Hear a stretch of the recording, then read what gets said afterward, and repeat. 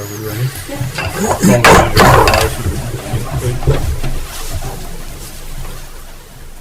Pledge allegiance to the flag of the United States of America and to the republic for which it stands, one nation under God, indivisible, with liberty and justice for all. We'll open the meeting with public comment. Is there any public comment? Okay, seeing none. We do have one item of mail here. This is a letter from the Montana Board of Investments. Final payment made on 2 loans. One was an intercap loan for $400,000. The actual amount of that loan was only $22,000. $22,914.58, and that was engineering on a building that was later canceled. And then the other is for a $200,000 intercap loan for the purchase of this building. So we are that much closer to being debt-free for the county. All right. That's good to have, huh? Yes. Commissioner Randolph will not be joining us today, so we will go on. Where's Mike Myers at? He's late already.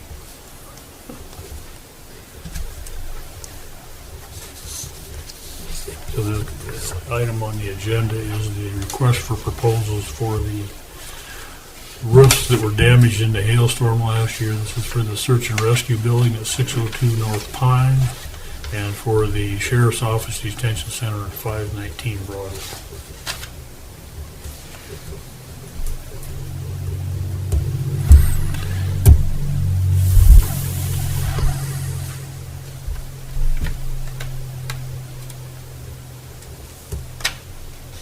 So was Mike coming over today? Yeah, I talked with him this morning. He said he was going to be here, so. Would you like me to step out and see if I can Yeah, see if you can locate him Yeah, by any chance? he might have had a broken water line in the jail or something. Yeah, you never know. Just 1 second. Let me see if I can find him. Hey.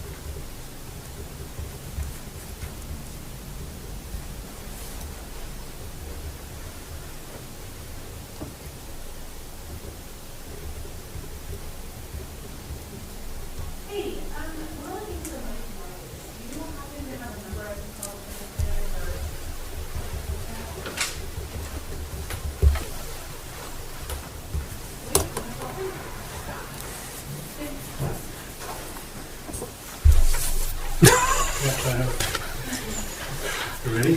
Yep. You're up.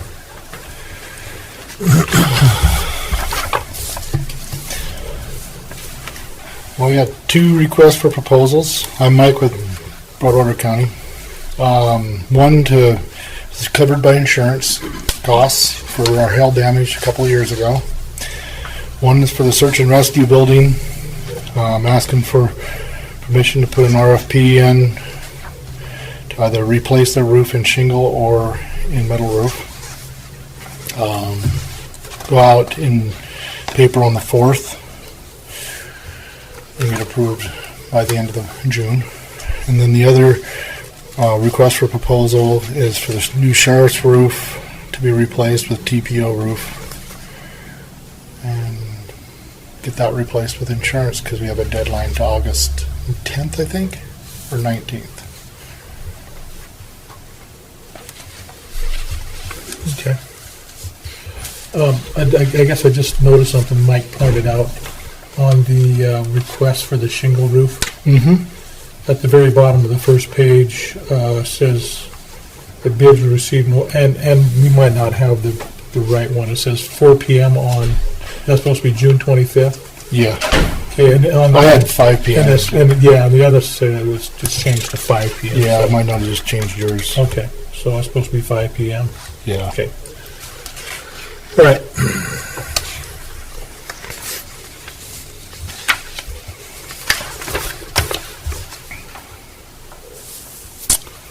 Janae, you've looked at these contracts, correct? Yes, I have. I've looked these over.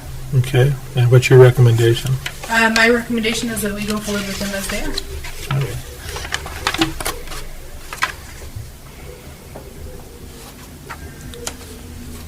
Is there any other discussion then? And I guess I might kind of maybe give us a time frame of what you think that these can be completed by. But your plan is to complete them this summer, correct? Yes, we need to complete them for the insurance, and I do believe it was August 10th. August we got 10th, yeah. told. Yeah, it was August 10th we got told, but I'm sure if the shingles and the metal roof on the search and rescue building would be no problem. I think finding somebody is going to be the TPO roof on the sheriff's. And I'm sure talking to the insurance company, they'll give us an extension of 30 days or 60 days that we need to get that done. Because any overages on costs, typically insurance is cover those overages, so it won't be any out of pocket out of county funds. Okay. does the one on the sheriff's building also include the new manhole? Yeah. Yeah, install a new service hatch on the south side of the roof. Okay.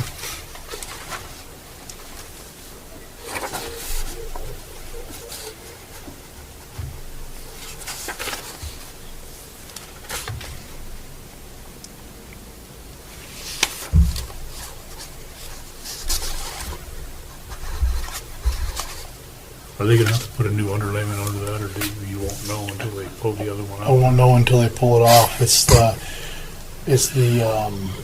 I don't even know if there is an underlayment underneath it. They're supposed to be, but who knows? I wasn't here during installation. And then some of the foam insulation will have to be replaced. I do know that because you got the divots, especially around the hatch that you get into right now. You know what I'm doing? I'm also going to make them put in walkway areas, track Oh, areas, good. so that it helps from damaging You're not the roof. walking on the Yep. on the actual roof. Yep. Good. They should have done that in the beginning, but I think they were cutting costs when they built the trail.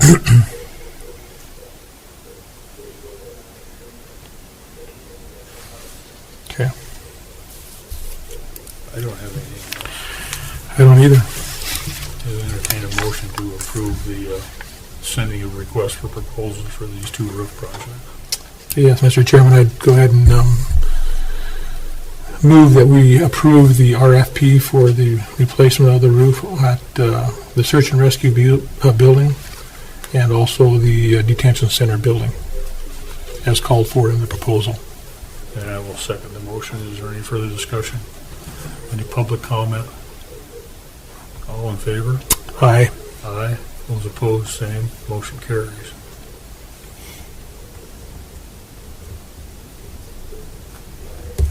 Thank you. All right, as long as you're here, Mike, you're going to be a busy guy this summer. Maybe just for informational purposes, tell everybody when we're going to start our generator upgrade. Week of the 14th, we're going to be digging up the parking lot, so there'll only be entrances coming in each direction and exits each direction. Okay. It'll be pure chaos. All right, so I guess maybe just so everybody knows that parking around the courthouse during that period of time is going to be kind of difficult. It'll be a little bit more difficult in certain spots, but really we're not taking away more than probably 4 parking spots. It just won't be able to go through. It'll be a two-way. Everybody's going to have to pay attention on that one-way section. Okay. All right, very good. Yeah, June's gonna be a fun month. Okay, thanks.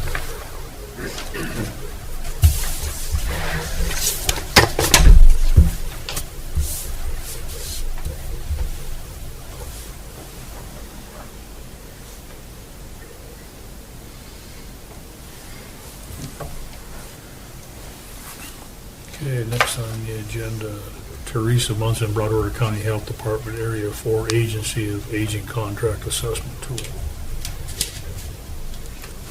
Teresa's not here, right? She's on vacation. Right. And we actually had this discussion, was it last week? And we decided to table it to this week Yeah. to So Jeanette can review. give Jenny a chance to review it. And Yeah, so it wasn't on the agenda last week. That was the other. Okay. You're right. But, it's on the agenda now, and I have looked over. So essentially, what the assessment tool is it's what we kind of do at the end of the year so that we can get the new contract. That's what Teresa Munson explained to me. So I've looked over this assessment tool and over our older contract, and didn't see anything of note to report to you guys.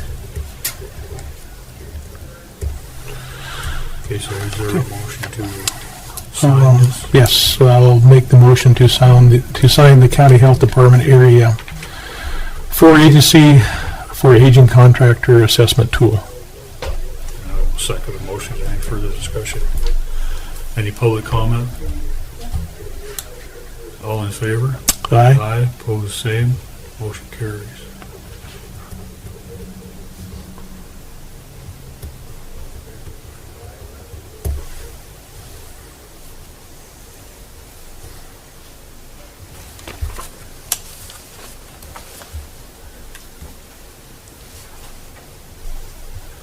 Okay, next, Doug Ellis, Broadwater County Clerk, Recorder, Treasurer, Personal Property and Mobile Home Delinquent Tax Write-Off.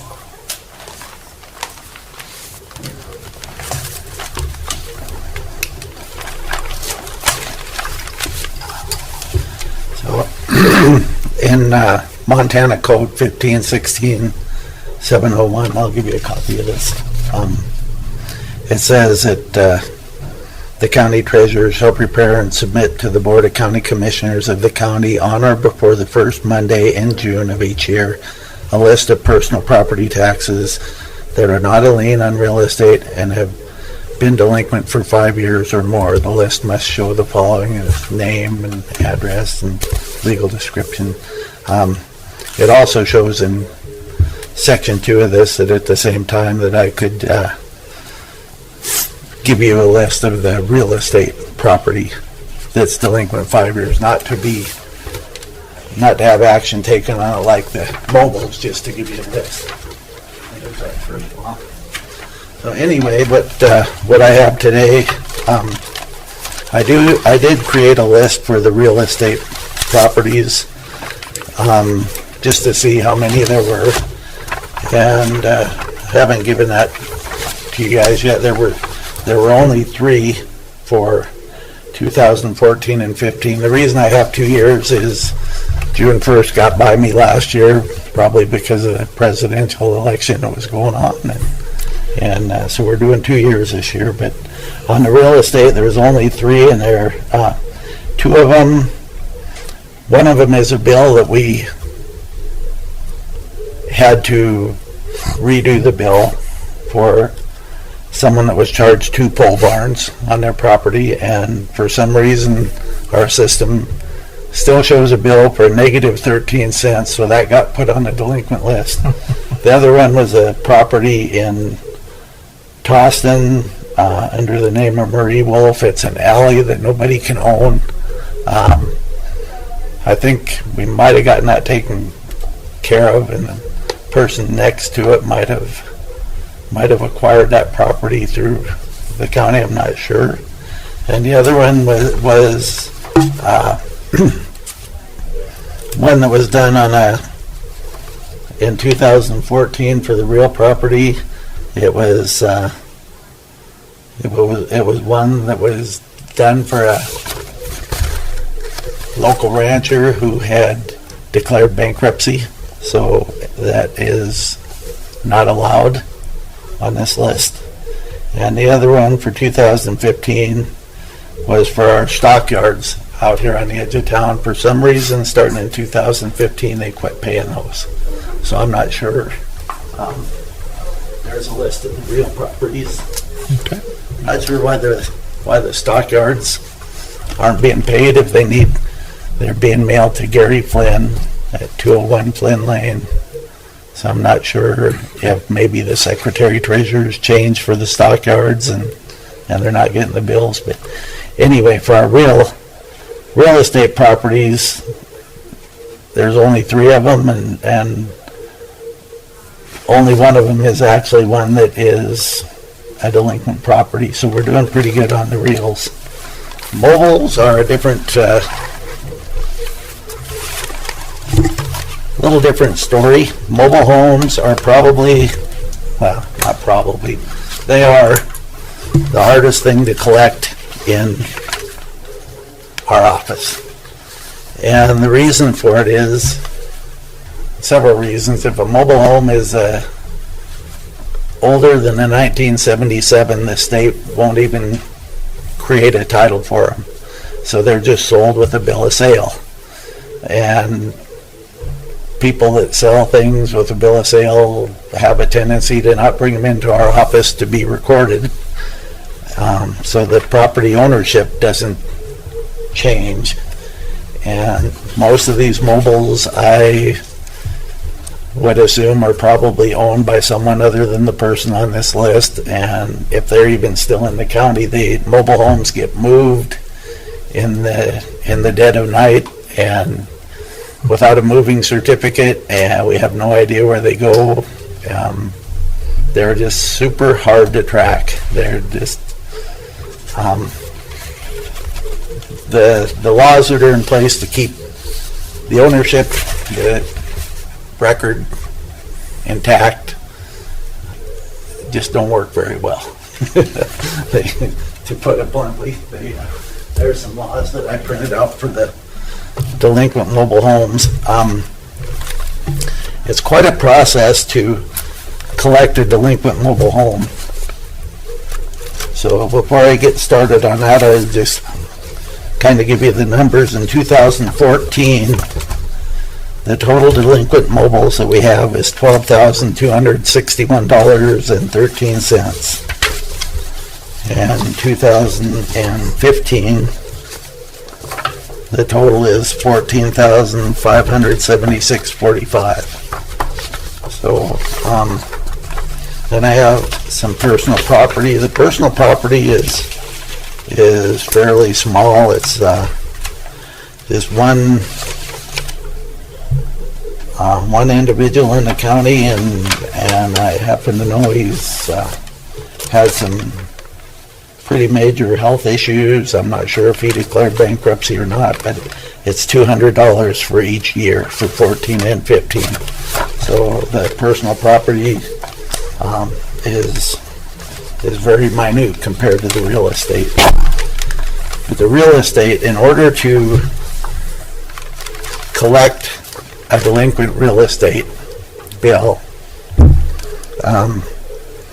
the treasurer, and I'll paraphrase this, you can have the deputy attorney check it over and double check me on it, because it's been a few years since I studied this. I went to Lewis and Clark County a couple of times and talked to the people there that collect mobile home taxes. They have a group of people that's all they do. They have one deputy assigned to mobile home tax collection from the sheriff's office, and they have a couple of people, they had 2 at that time, from the treasurer's office that did nothing but collect delinquent mobile home taxes.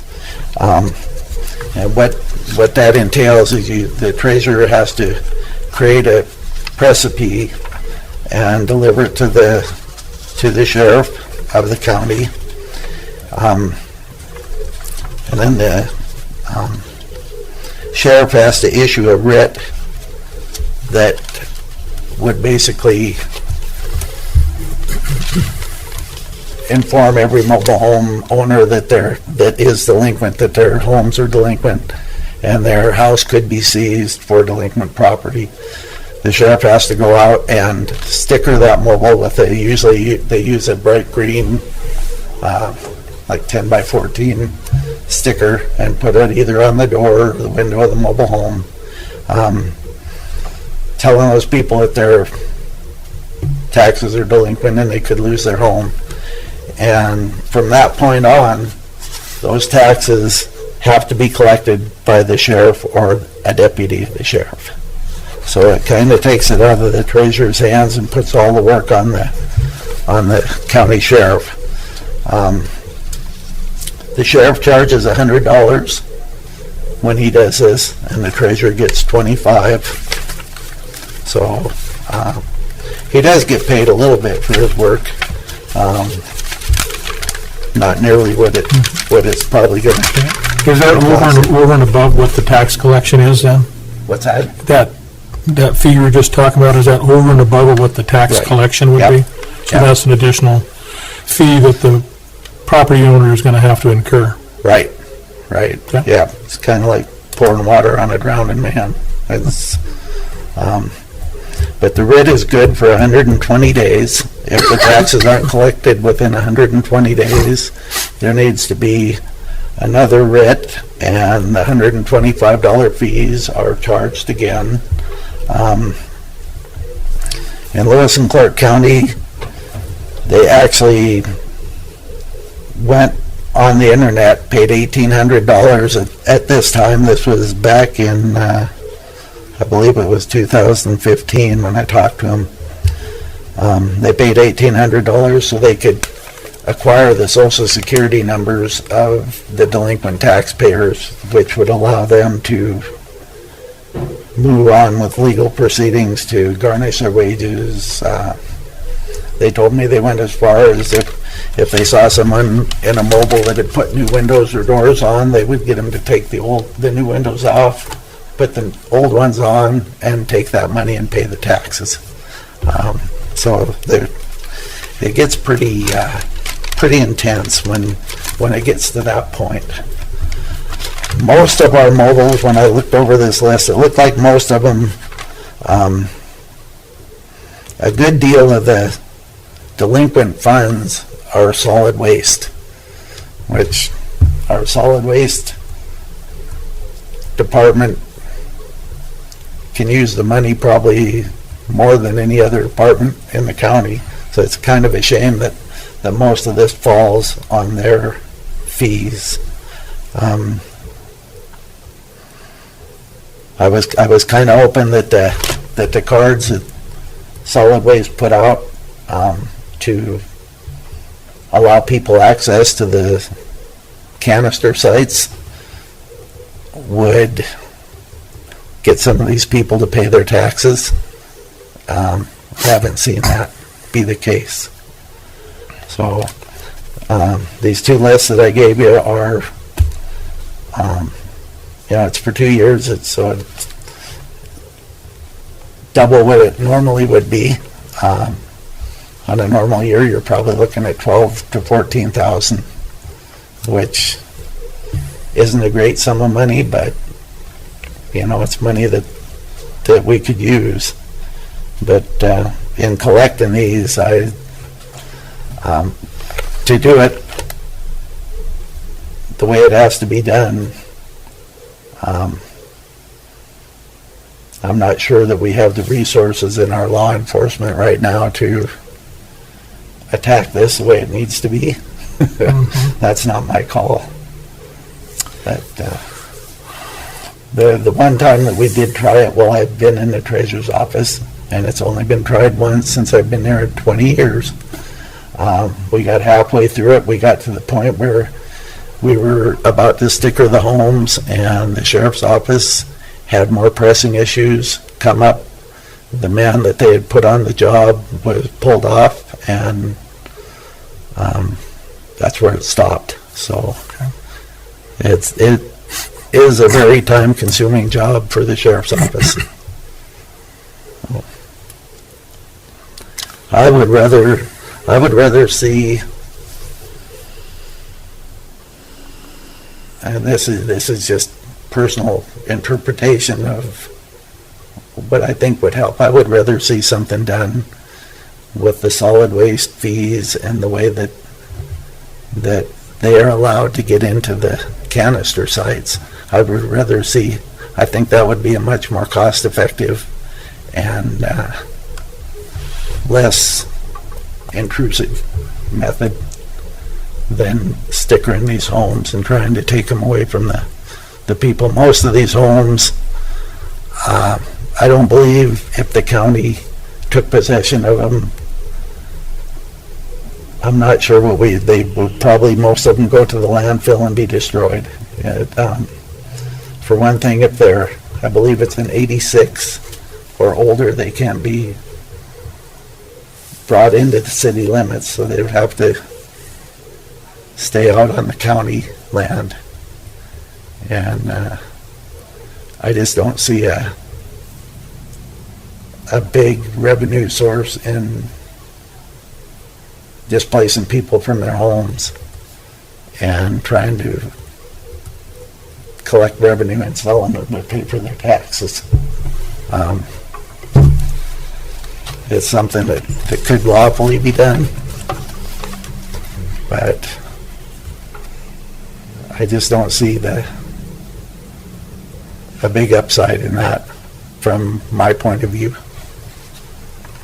That's why we have you guys to make the decisions. You need a list of the mobiles as well. Yes, if you could. And Ann, I've got a list for you. I'll give it to you in the office. Are there any questions? So I'm guessing, and I know in a previous conversation you said that you've had a high percentage of these letters returned back to the treasurer's office. Is that correct? Right. A lot of we have more returned mobile home bills than we do anything else. And do you think it's because of addressing issues, or the person maybe no longer lives there, been sold to somebody else, a combination of those type of things? I think it's a combination of those two. Yeah, if the mail's going to the physical address where the mobile was last known, and it comes back, I think it's probably because whoever receives it says, "Well, that's not me. I'm not picking this mail up," and just leaves it there at the post office. Or some of these, we've had mobile homes that have come into the office that have changed hands 4 and 5 times before the owner actually brings the paperwork in and wants to assume ownership of that mobile home. So they're extremely hard to track, just because they are sold with a bill of sale. Somebody gets a bill of sale, they take it home and put it with their papers, and nobody knows it was sold. Sure. So there's no statute requiring them to bring that bill of sale in and transfer ownership? I'm sure there is a statute for that. I can't tell you what it is. Okay. But yeah, I'm sure that it's the same as any other transfer of ownership or anything, that there's a statute that says that this shall be recorded with the clerk and recorder. It's just they fail to do it. There's also a statute that says if you move a mobile home, you have to get a moving declaration from the county treasurer, and we've had that statute ignored several times. The one time that really comes to mind is when they moved all the mobiles out of Goose Bay, and the gentleman that was moving them was given a deadline to get those mobiles out. So he was parking them on private property here in town, and probably because of time issues, he moved them when they had to be moved without coming in and getting a moving deck. I think most of those, when he sold them, he did get a moving declaration for. I can't say he did it for all of them, because we still have 2 or 3 that are Goose Bay remnants that nobody knows where they went. the owners came in and picked them up and moved them, and a lot of these mobiles can be moved with a 10 or 10.5 pickup. Some of them a 3/4 ton. You know, they can hook onto them with a 2-inch ball and haul them away. And so if they move one without the moving declaration, that's a $500 fine. But that's doesn't seem to deter too many people.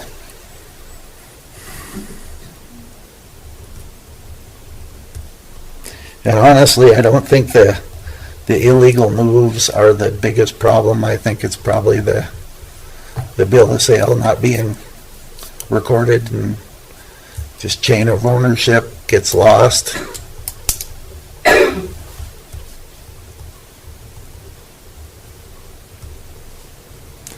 And there are, I'm sure, several on this list that are probably unlivable. Yeah. I know of a couple that have had people come in and ask me why they're still getting this bill. They still have the mobile on their land. It's unlivable that they don't want to pay, or they can't pay the money to take it to the landfill. So they just keep getting a solid waste bill and not paying it. In a case like that, it seems like record cleanup, but we can't remove it without having some kind of document to show the Department of Revenue that home's been destroyed, or the Department of Revenue puts it right back on the tax rolls the next year. So, Is this where this list is generated, through Department of Revenue? that list comes from Black Mountain. Okay. That's actually our tax roll list. It's Okay. an uncollected tax report. Right.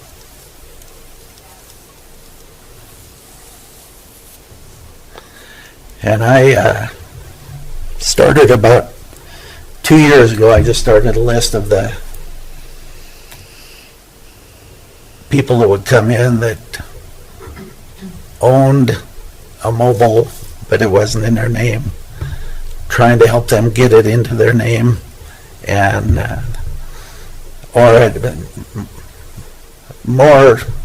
more to the point, it was people that would come in and with the bill and say, I no longer own this, I sold it to so and so, and I would get a list for that person, send them a list, and I'd hear back from them saying, oh no, that was sold to this person. And I didn't get very far with it. I just kept running into dead ends. If I did find the person who I thought owned it, I had, write them a couple letters and get no response. So.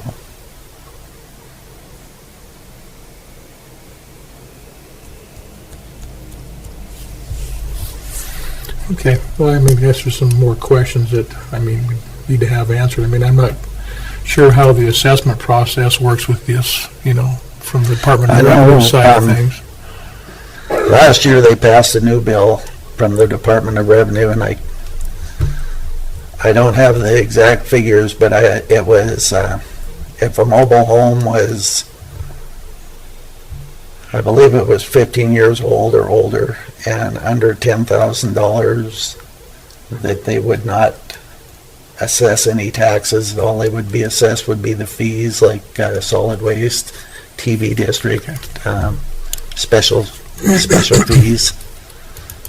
So, and a lot of these fall in that category because their taxable value is so low, and they're old enough that they fall into that new law that they made. Yeah. I can look that up for you and get it for you. Okay, and that would make sense. Okay. So if you're just going after assessment fees, are assessment fees considered delinquent taxes? No, the assessment would be what they put as a value on the home to assess the taxes. That's what would determine the amount. But your solid waste assessment technically not Solid tax. waste is a special, so it's considered a fee and not a tax. Solid waste, TV district, mosquito, those are all fees. So even if the person is handicapped or if they're a veteran and they have tax exemption, they still pay those fees. They're exempted from their taxes, but not their fees.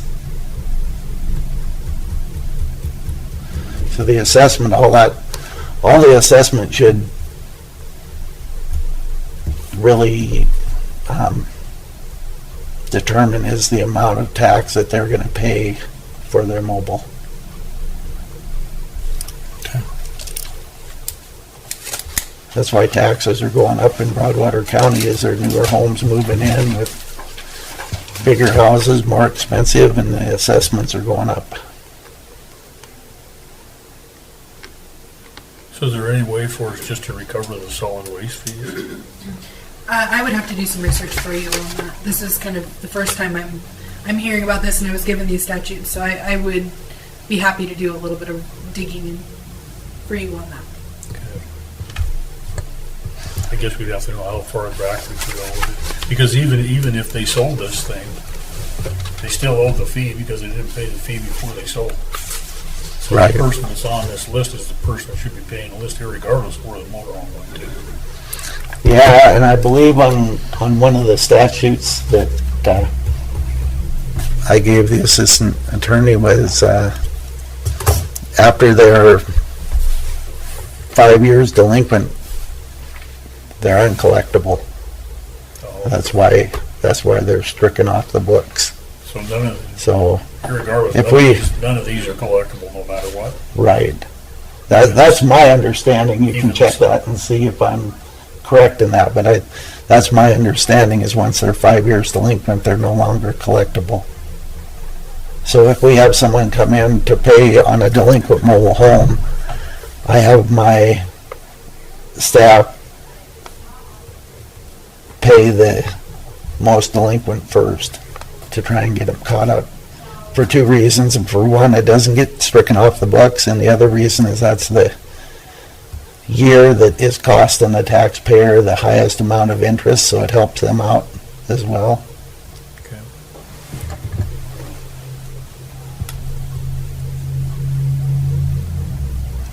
Yeah, with this,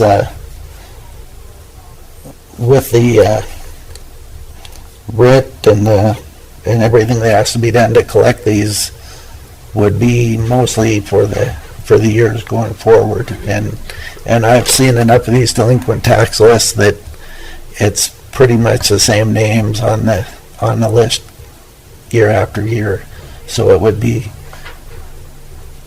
a method of collecting the taxes from 2016 and on.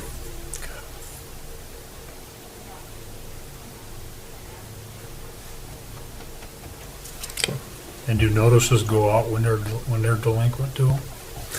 You know, we were sending a second notice, but we get so many of them back, it just not really a cost-effective way. I can start doing that if you'd like, but Waste of the money. amount of delinquent tax bills that we get back in the mail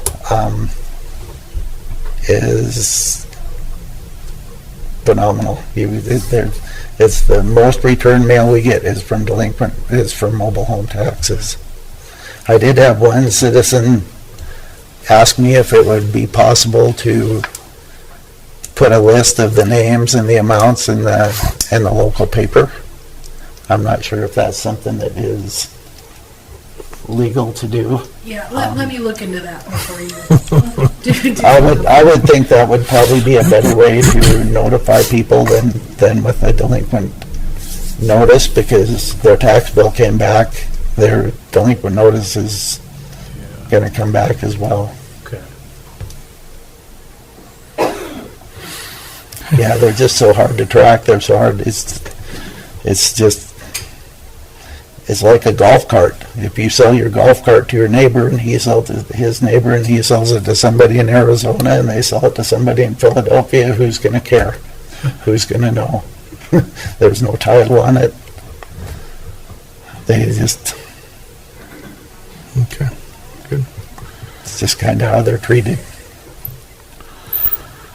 All right, good. Thanks for all that information, Doug. Mr. Chairman, I would move that we table this until we have opportunity to let Janae do a little more research, and maybe, hopefully, we can come up with a little better plan, try to recover some of these in the future. Or make a decision on it. Okay. All right. Thank you. Thank you, Doug. Thanks, Doug.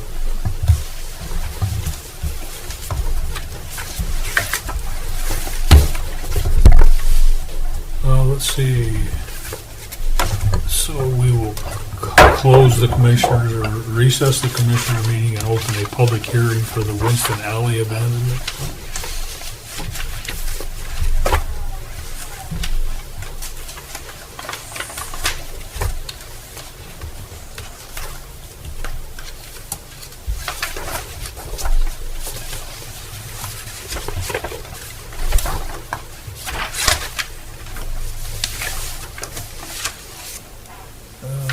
Lost the paper. So this is a petition to abandon the alley in Winston Town Site Block 3.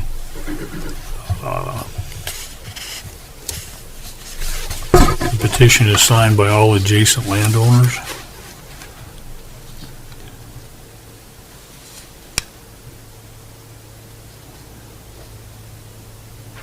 Gary and Kathy Shore own lots 5 and 8 of Block 3 on the south side, and Winston Livestock owns lots 1 and 4 of Block 3 of the side of the alley, as well as the land described as the southwest corner of the southeast corner of the east half section of Section 6. The last parcel of land is outside of the Winston Town site.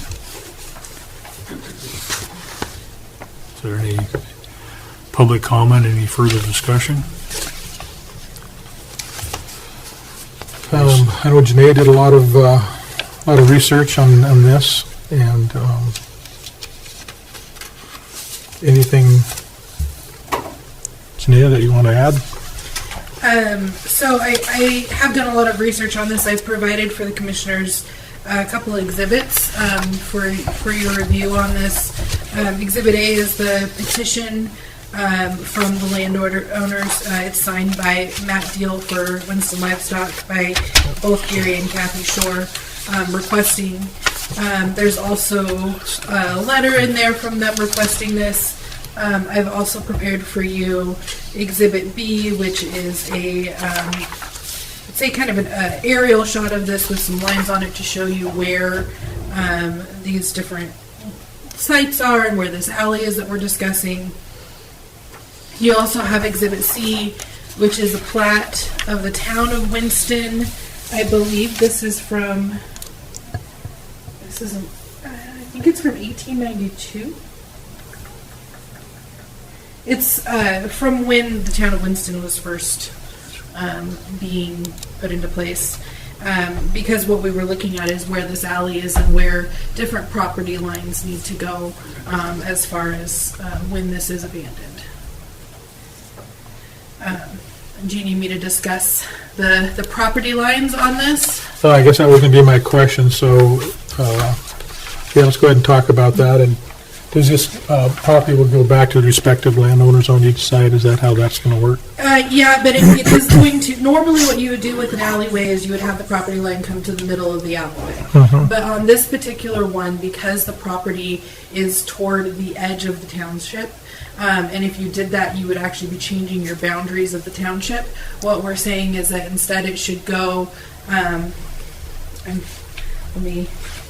it should go, the town line shouldn't shift. So it is going to be that certain properties are going to get all of the alleyway and other properties are not going to get any of it.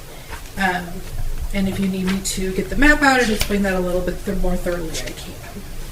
Let me find my map.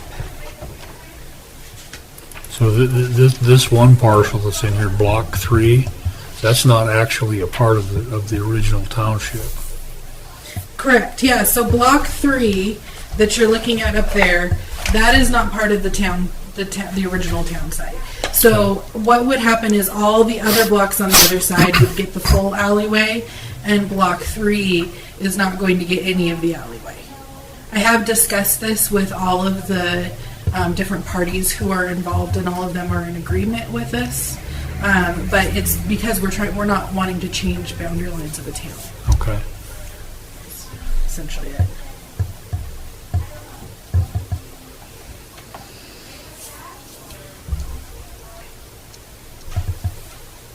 Is there any other comments or questions?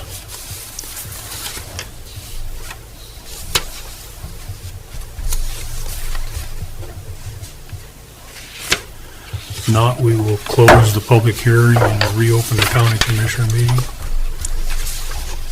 Entertain a motion to approve the abandoning of the alley in Winston Town Site Block 3.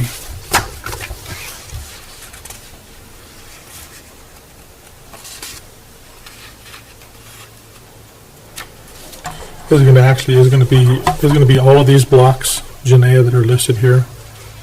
We are only looking right now at this one area. Yes, in one of their letters, they additionally suggest some additional blocks for this to be looked at. But for right now, let's see here. We were looking at, looks like block 3. Because we were looking at Gary and Kathy's on block 3, and then lots 7 through 8 on block 3, lots 5 through 6 on block 3, and lots 1 through 4 on block 3. So Okay. those additional ones have not been considered at this time. We were only considering block 3. Okay. All right. Perfect. Mr. Chairman, I would make the motion to grant the petition to abandon the alleyway in block 3 of the Winston town site. I'll second the motion. Is there any further discussion? Any public comment? All in favor? Aye. Opposed, same. Motion carries.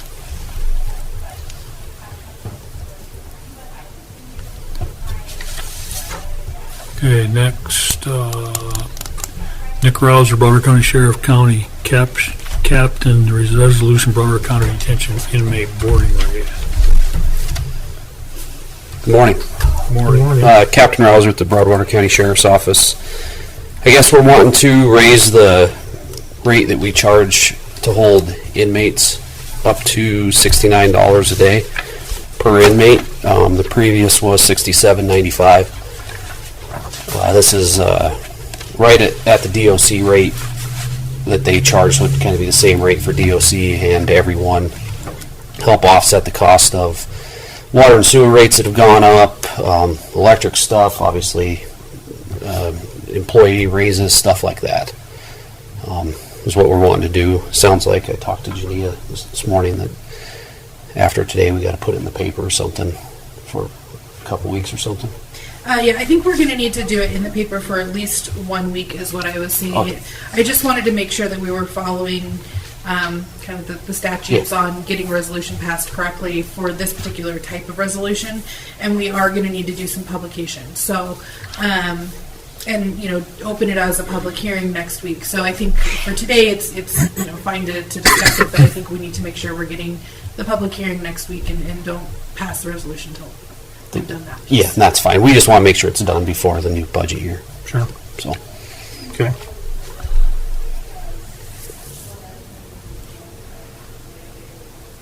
Will this affect you getting DOC prisoners or not? I mean, you still have a good flow of prisoners, or? yeah, I mean, we're fine. We were good all last year. Our numbers have dropped a little bit. I think they started finally moving some people. But I mean, the DOC pays us this rate no matter what. Oh, okay. So I mean, even when we were at $67.95, DOC was at the 69 or whatever, and then this is more for other counties. So I mean, we hold. I'm trying to think right now. I don't know if we have. Well, we got one from Jefferson County. We hold from Marr County. Stillwater once in a while, Park County, Carbon County once in a while. I mean, just whoever needs it. I mean, we're still way under what a lot of other jails charge, so kind of. I know Undersheriff just had a call from another county last week. He's in, and hopefully they're going to get a hold of us this week with possibly holding some people to help save them some money. Okay. Okay.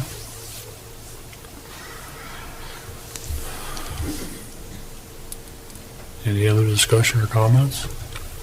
No, I know that we realized some extra expenses over there, like you said, with the water and sewer rates going up and some things like that, so other utility costs.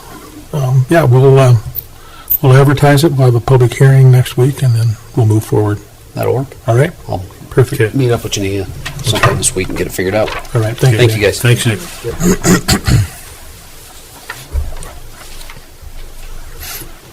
Okay, 10:30. Nicole Brown, Community Development Planner, duty family transfer. We still do not have that paperwork. I do not have the signed affidavit. We were waiting, if you recall.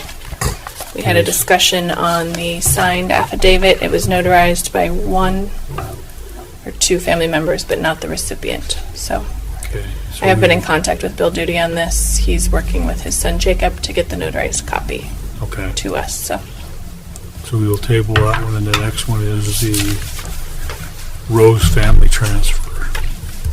yes. So this one has gone through the COS Certificate of Survey Review Committee with all questions being answered. I have the original signed and notarized copy of the affidavit here. This is from John Charles Rose. He is looking to gift a 5.32 acre parcel to his son, Jacob Rose.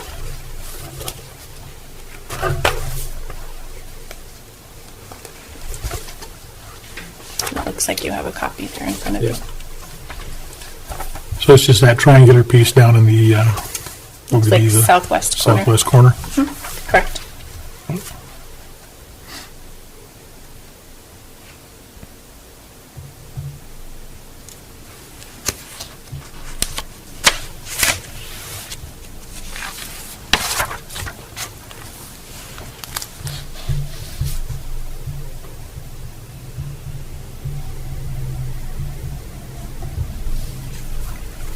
So did they create a private access easement with this? Is that what I'm reading there on the very bottom?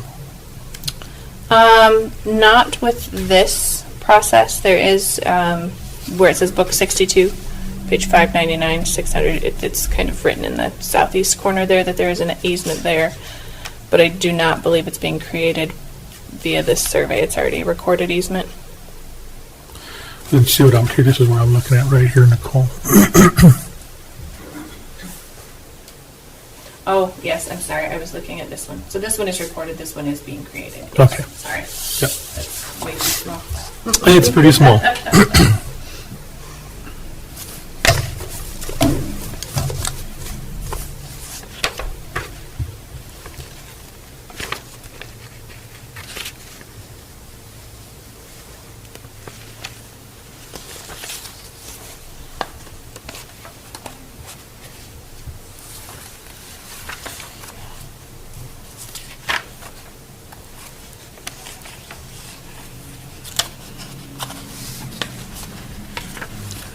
Does that utility easement go from the pivot to the property or from the property to the pivot? Or does it matter? I don't know the answer to that question. The surveyor may be able to respond to that, but I do not know the answer to that. Okay.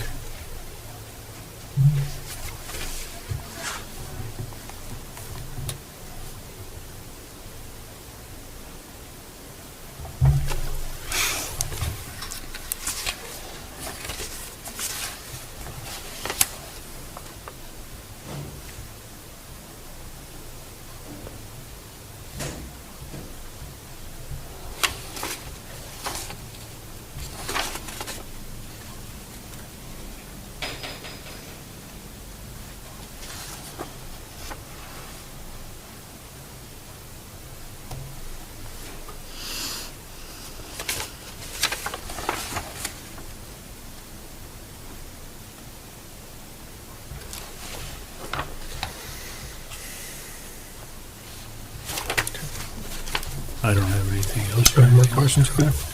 Entertain a motion to approve the Rose family transfer. I will make a motion to approve the Rose family transfer. I'll second the motion. Any further discussion? Any public comment? All in favor of the Aye. vote? All in favor? Aye. Vote passes. Motion is approved. Perfect. Thank you.